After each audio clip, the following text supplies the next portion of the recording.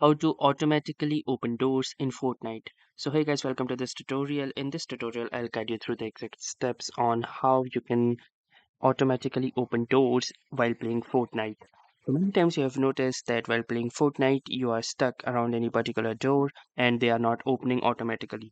So this can easily be click onto your profile picture, and once you will do this, you will see a menu like this. So within this menu, click onto the settings gear icon, and from here you can see a ton of different settings that you can basically access.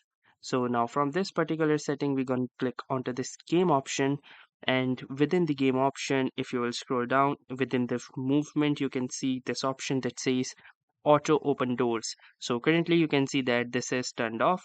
So turns auto open doors on or off. When on, doors will automatically open when you approach them.